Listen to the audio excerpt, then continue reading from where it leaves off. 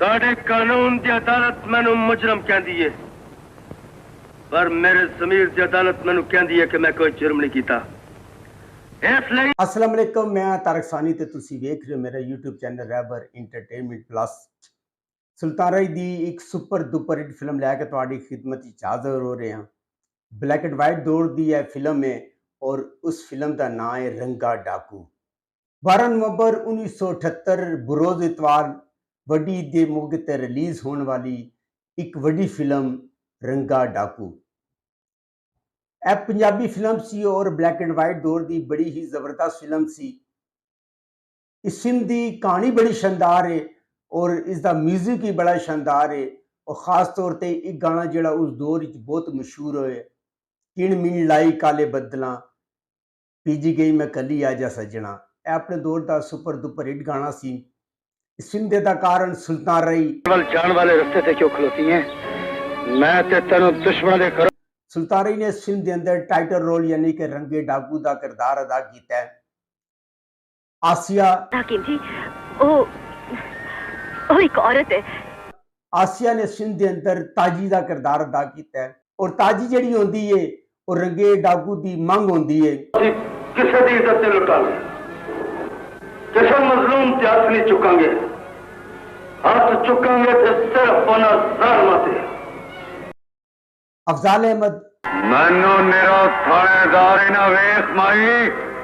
अफजाल अहमद ने इस फिल्म के अंदर एक सिख का किरदार अदा किया है और उसका नाम शमशेर सिंह होंदा है और अंग्रेज जिहड़ी पुलिस होंदी है उस दे विच वो थानेदार होंदा है और बड़ा काबिल वो बंदा होंदा है।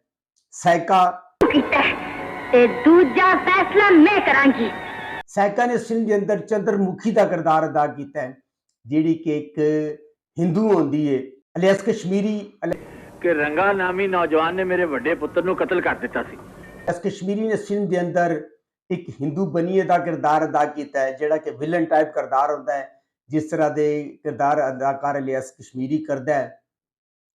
अदीब हुकूमत का खिलाफ जबान खोल सके।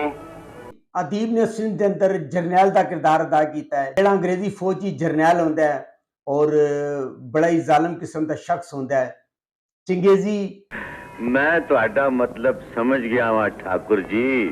चंगेजी ने इस फिल्म के अंदर एक पुलिस थानेदार का किरदार अदा किया है जिहड़ा कि हिंदू होता है और उसका नाम सुंदर लाल होता है। इकबाल दुरानी हाले तक तू मालिया दी रकम क्यों नहीं तारी?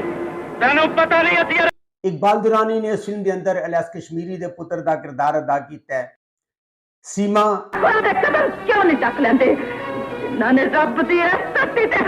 सीमा ने इस फिल्म के अंदर सुल्तान राय की मां का किरदार अदा किया है। मीना दाऊद फिर सोच लो थानेदार जी, तुहाडा हाली ओदे नाल वाह नहीं पिया।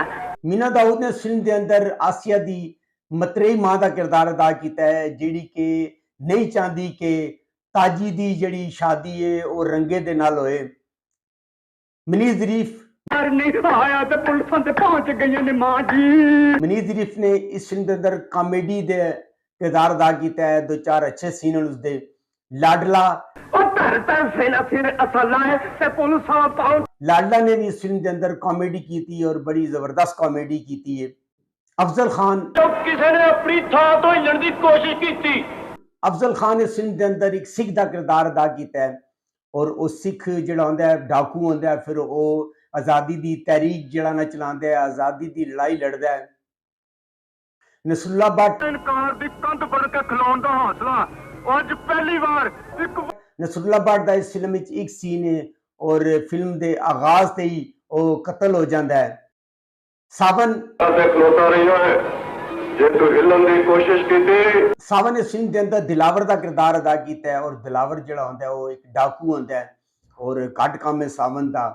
सलीम हसन तैनू पता ना साडा असूल। सलीम हसन ने इस फिल्म के अंदर अलियास कश्मीरी के पुत्र का किरदार अदा किया है। हैदर अब्बास तैनू ये गल करन दी जरूरत किस तरह हुई है? ओए प्रेमनाथा हैदर अब्बास ने इस फिल्म के अंदर अलियास कश्मीरी के पुत्र का किरदार अदा किया है। अलियास कश्मीरी के इस फिल्म के अंदर 3 पुत्र होंदे हैं, सलीम हसन, हैदर अब्बास और इकबाल दुरानी। खबर अब्बास हम बहुत जल्द रंगा डाकू को गिरफ्तार करने में खबरबाज ने फिल्म के अंदर एक जरनैल अंग्रेज जरनैल का किरदार अदा किया है।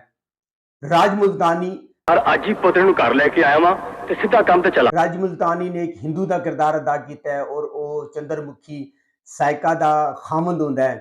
इस फिल्म के तहत अरशद मिर्जा ਇਹਦੇ सरमायाकारी की है आशिक हुसैन ते आमिर मलिक ने। इसकी कहानी लिखी है सईद गिलानी ने। ਇਹਦਾ म्यूजिक दिता है वजाहत अतरे ने। गुलकार नूरजहान नाइद अख्तर, कैमरामैन इकबाल निमी।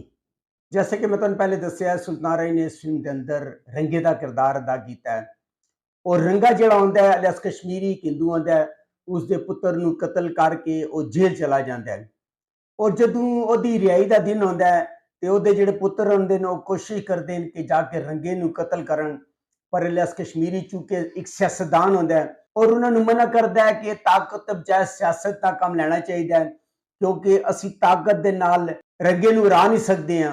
और चंगेजी की खिदमत हासिल करता है जिसका नाम सुंदर लाल होंदा है और सुंदर लाल नूं नाल मिला के चाल चलता है और सुंदर लाल उहदे घर जाता है और उहदी मां जिहड़ी सीमा बेगम होंदी है उन्होंने कहता है कि अपने पुत्र नूं मना करे कि वह ठाकरां दे वेली ना जाए, इस किस्से नूं इत्थे ही खत्म हो जाना चाहिए ते तुसां नूं आपस ही सुलह कर लेनी चाहिए।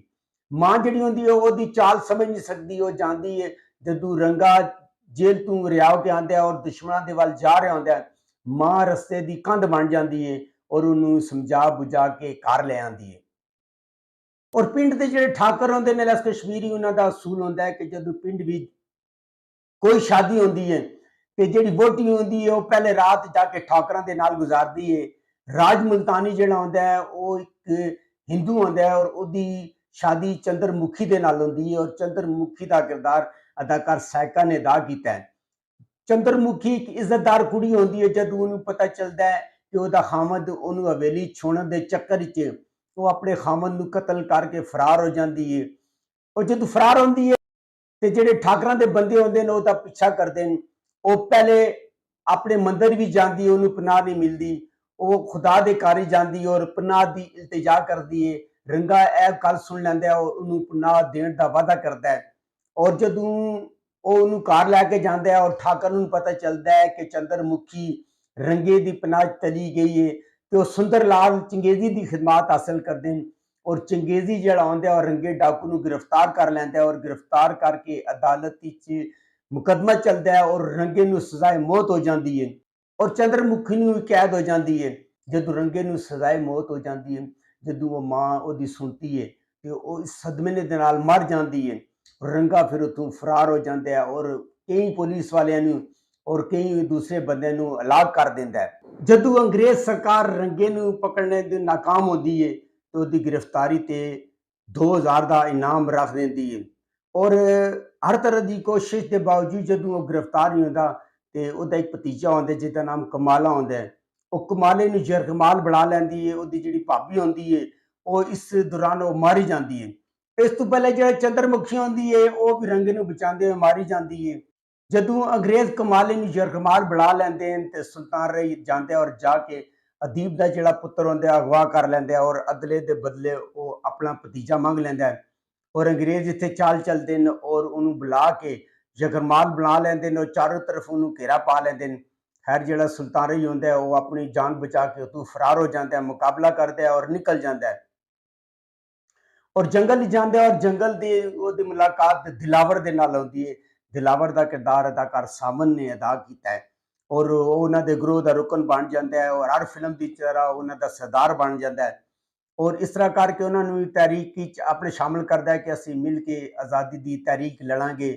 इधर जिहड़ा आसिया की जिहड़ी मतरेई मां होंदी है मीना दाऊद, ओहदी शादी किधरे होर करना चाहती है, अपनी भैन के घर का रिश्ता तय कर लैंदी है और अंग्रेज जिहड़े होंदे जदों हर तरह की कोशिश नाकाम हो जाते तो इत्थे एंट्री होती है शमशेर खान की। शमशेर खान का जिहड़ा किरदार है अदाकार अफजाल अहमद ने अदा किया है और तुहानूं पता है कि सिख का किरदार अदा करना अफजाल अहमद मास्टर इस काम में और शमशेर भी जिहड़ा रंगे के पीछे होंदा है। और इत्थे बड़ा ही एक जबरदस्त सीन होंदा है कि जिहड़ा रंगा डाकू होंदा है वो इलियास कश्मीरी नूं मारन का टाइम दिंदा है और अपने मनसूबे कामयाब भी हो जाता है, पेस बदल के आंदा है और उन्हें कत्ल करके फरार हो जाता है। पुलिस उसका पीछा करती है और एक जियारत होती है, अंदर वो पनाह लैंदा, सच्चा सरकार होती है और शमशेर खान और अंग्रेज जरनैल उसका पीछा करते हैं। जदों अंग्रेज जरनैल इस जियारत को उड़ाण का हुक्म देंदी है तो शमशेर खान उन्होंने रस्ते की कंध बन जाता है और कहता है कि यह सच्चा सरकार की जियारत है तो मैं तुहानू यह जुल्म नहीं करांगा। और शमशेर जिहड़ा हुंदा है उन्होंने खिलाफ उठ खड़ा होंदा है, उन्होंने आपस से लड़ाई होंदी है और वो बमबारी करते जियारत के उत्ते ते जियारत नूं ते नुकसान नहीं पहुंचा। अलबत्ता जितने बम उन्हें वापस आके उन्होंने नुकसान पहुंचाते, उन्होंने काफ़ी सारे बंदे मारे जाते हैं। शमशेर खान ते रंगा डाकू आपस ही दोस्त बनते हैं और तहरीक चलाते हैं और इत्थे जिहड़ा दिलावर दा भरा होंदा है वो एक अंग्रेज़नी दी इज्जत लुटदा है ते जिहड़ा सुल्तान रशीद है उन्हें कत्ल कर दिंदा है और दिलावर जिहड़ा होंदा है उन्हां दा मुखालिफ हो जाता है और अंग्रेज़ फौज दे नाल मिल जाता है। खैर यह फिल्म जिहड़ी है यूट्यूब ते मौजूद नहीं सी ते तकरीबन 4-5 दिन हफ्ता हो गया यह यूट्यूब ते अपलोड हुई है। आखिर ते हुंदा कि शमशेर सिंह भी मारा जाता है, सुल्तान भी मारा जाता है और ताजी भी मारी जाती है, पर वो फतह का झंडा लहरा देंदे ने। यह फिल्म यूट्यूब पर मौजूद है, तुसीं जाके वेख सकते हो। अगर तुहानू मेरी मालूमात अच्छी लगी हो मेरे चैनल को लाइक करो, सब्सक्राइब करो ते शेयर करो ते नेक्स्ट वीडियो तक रब राखा।